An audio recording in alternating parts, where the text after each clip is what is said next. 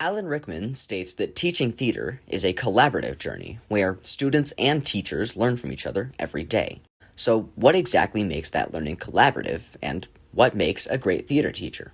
Well, for starters, a good theater teacher loves what they teach. The Danielson Framework, sections 1A and 1D, state that you should demonstrate knowledge of content, pedagogy, and resources.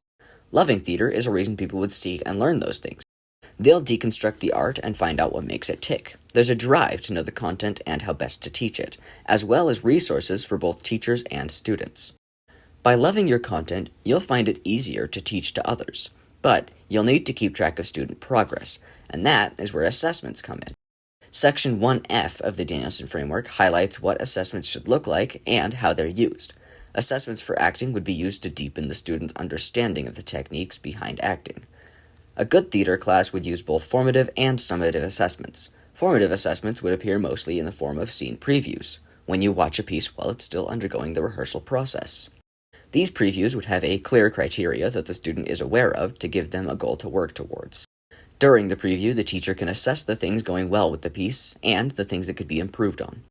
Once those are assessed, the teacher and class can give respectful, encouraging, and kind feedback on the good parts to keep and the parts to work on further. Summative assessments would be the final performances of the scene, after they've been given feedback. Performances will be held to the same criteria as before, so that students know exactly what is expected. The main thing to look for is improvement from the preview to the final performance. They will be a good assessment for what the student has learned about performing and applying the feedback and criteria.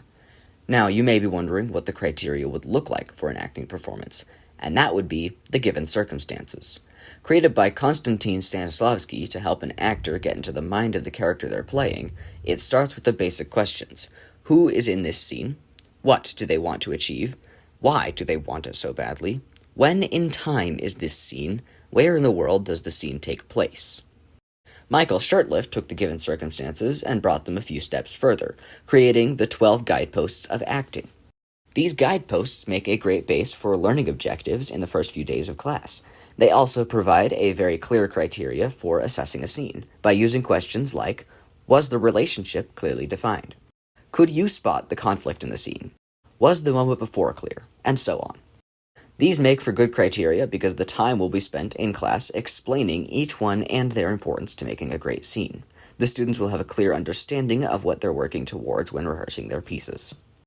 Lastly, I wanted to talk about criteria 3C, keeping students engaged. Many students will view acting as a filler elective or an easy A. I want to build a reason for students to enjoy coming to class and want to participate. The good news is that acting is a very broad thing that relates to most people in some way. The Danielson Framework talks about using activities and assignments for student engagement, and with acting it's very simple because the assignment is an activity. The students will have a lot of control over what they perform to ensure that they enjoy it, and the assignments will be very performance-based. The framework also talks about student groups, which is going to be reflected in the partnerships formed to perform scenes with multiple people. The last thing I wanted to touch on is the structure and pacing of class, because acting is a very flexible thing. The structure and pacing can shift according to student needs to keep them involved and learning. These are just a few of the many things that make a great theater teacher. I wanted to talk about these because they seem the most important, since acting is all about performing and having fun. A great theater teacher should be able to create a fun environment where students feel comfortable sharing their scenes with the class. End scene.